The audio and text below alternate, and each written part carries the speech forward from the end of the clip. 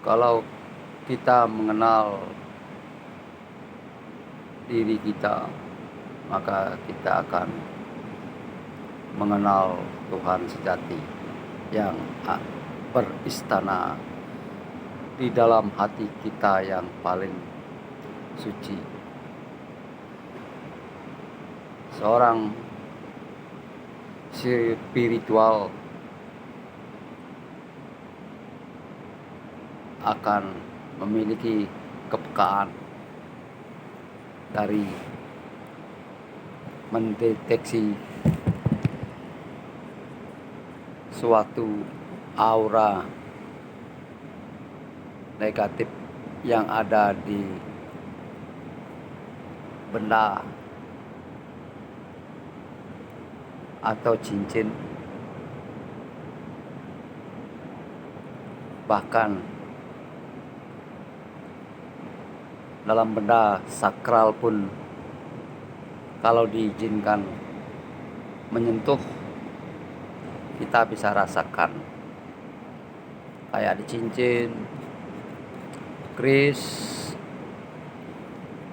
seperti benda-benda sakral. Kalau diizinkan menyentuhnya sama pemiliknya, itu bisa kita rasakan auranya.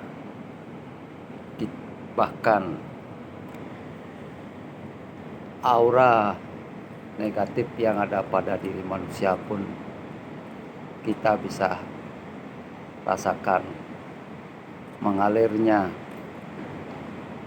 aura-aura yang dimiliki orang. Itu kita bisa rasakan, bahkan orangnya pun bisa merasakan, seperti ada yang menarik dalam tubuhnya, seperti orang kena setrum dalam fisiknya. Bahkan juga bisa untuk menarik kekuatan negatif yang nempel pada orang, yang membuat orang tersebut sakit, yang dibilang sakit non medis. Dengan kebesaran nama Tuhan yang ada dalam diri kita sendiri, dengan minta maaf dan diizinkan untuk menarik semua kekuatan negatif yang ada pada diri manusia itu, kita bisa tarik.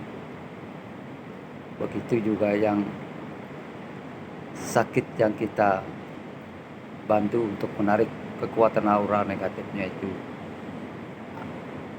mau meminta maaf kepada Tuhan Yang Maha Esa, dan kalau ada yang salah agar dimaafkan, tidak akan mengulang lagi perbuatan yang dilakukan selama ini. Kekuatan itu akan pelan-pelan sirna tanpa memerlukan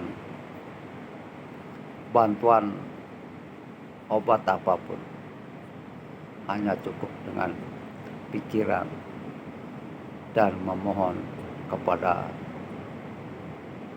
Tuhan Yang Maha Kuasa. Hanya Dia yang menguasai alam semesta dan isinya. Semua kekuatan mistis dari supranatural kita bisa bendung, bisa kita tarik sebagai pasukan kita. Itu semua akan tunduk sama kita, tidak akan memakan ritual atau tumbal karena kita sudah menguasai yang namanya spiritual cinta kasih yang berketuhanan. Hanya Tuhan yang bersemayam, beristana dalam diri kita sendiri. Maka kekuatan supranatural yang dijiwai para setan, iblis, jin, itu kalau itu tidak bisa masuk ke dalam tubuh, hanya cuma nempel di kulit saja dia. Begitu juga semua para iblis jin yang ada di alam liar. Kalau kita mendekati tempat tersebut, dia akan merasa ketakutan. Dia akan menjauh dari kita karena kita memiliki aura positif. Kita akan, tanpa kita sadari, aura negatif yang dijiwai para iblis, jin, setan, dan buto kalau itu akan kena tarik, tidak akan bisa lepas lagi. Dia akan tunduk sama kita. Maka itu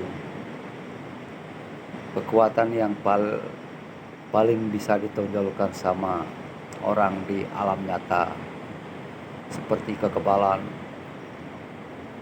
pengasihan, kewibawaan, pelaris untuk pendamping hidup, pendamping bisnis, itu semua dari para setan, iblis, jin, untuk kalau yang dibeli sama pemiliknya. Karena pemilik dia tidak tahu efek sampingnya, risikonya. Yang membuat atau yang memberi pun tidak tahu apa itu yang diberikan orang. Kita diajari bodoh sama pemberinya.